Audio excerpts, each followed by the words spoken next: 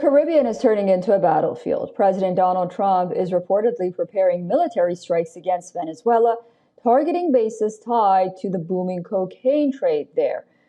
Nicolas Maduro calls it an act of aggression. Washington calls it a message of power. Our next report brings you all the latest developments.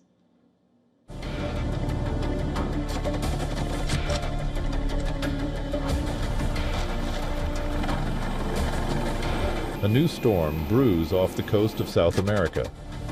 The Trump administration is gearing up for possible airstrikes on Venezuelan military facilities, U.S. officials confirmed to the Wall Street Journal. According to the U.S., these sites are allegedly used to smuggle cocaine. The move marks a dangerous new phase in America's confrontation with President Nicolas Maduro's regime, long accused by the Trump administration of running a narco state that floods U.S. streets with drugs. Intelligence reports say Pentagon has identified targets include airstrips, radar bases, and naval depots in western Venezuela. In the last few days, the tension has escalated sharply. The timing is explosive. American destroyers and aircraft carrier have deployed across the Caribbean in the largest anti-narcotics military operation in decades. Then came the strikes, swift, lethal, devastating. U.S. Navy assets patrolling the Caribbean blew up 4 suspected drug boats, killing 14 on board. Caracas retaliated with fiery claims saying Venezuelan air defenses shot down 3 drug planes near the Colombian border. Back in U.S., Congress fumes with a push to limit Trump's unchecked war powers. Critics slam the legality of these strikes, warning they flout international law, inviting chaos. Supporters insist the strikes cut off poison flowing into America and destruction of narco-terrorist empire in Venezuela. Until now, the fury of U.S. intervention remained focused offshore, but with American fighter jets, destroyers, and special forces massing, a land assault is only one spark away.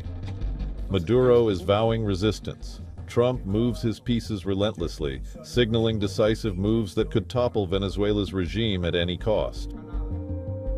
Bureau Report, WION World is One. Joining us live on the broadcast is Diego Sequeira, political analyst, journalist, and columnist. Thank you so much for joining us on WION. How do you look at these latest events unfolding in the Caribbean with a massive U.S. troop deployment? Well, they're still ramping up. They're expected for further movements of other ships.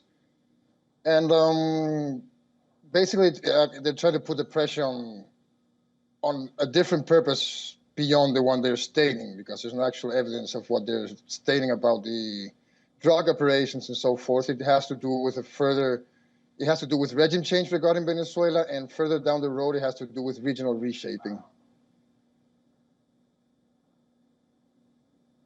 Do you think that's what's going to happen next, considering the fact that Maduro is urging the U.S. against making any aggressive moves?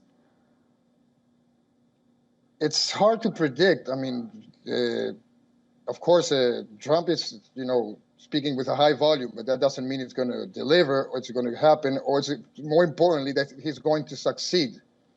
And so, yes, I'm not sure it's going to happen. Even though with all these movements of all this buildup, still they're trying to deliver the message and try to apply psychology to ensue regime change in order to be more easy for them, but that's not going to happen. And if it gets to happen, you can think of another possible prolonged set of blowback regarding the United States and the decisions they're taking right now.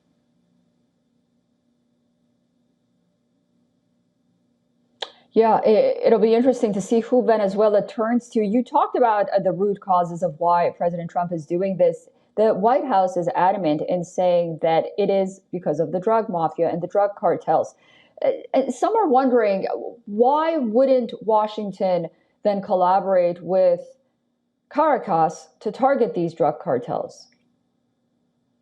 Yeah, that would be like the most common sense question, but this is not a matter of common sense. This is not even a matter of truth. Truth doesn't care anymore, and it's not even post-truth. It's just outward lies, and we have to finally stated that way. If that was the case, as the question as who would collaborate, and if Venezuela was a narco state, the U.S. would have partnered up just like it's partnering up right now with Ecuador, and just like it partnered up before that with Afghanistan.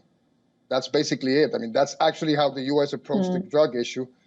So it's not about, it's all about regime change. That's about geopolitics, it's about our resources. It has nothing to do with drugs. There's no actual data, not even from their own set of data, the DEA for this year, that proves that Venezuela is such a powerful narco state. And so this goes beyond the narrative. And it's also Marco Rubio's plan in order to ensue regime change. All right. Well, we'll be watching very closely. Diego, thank you so much for joining us on WION. I look forward to speaking to you again very soon. Thank you. For all the latest news, download the WION app and subscribe to our YouTube channel.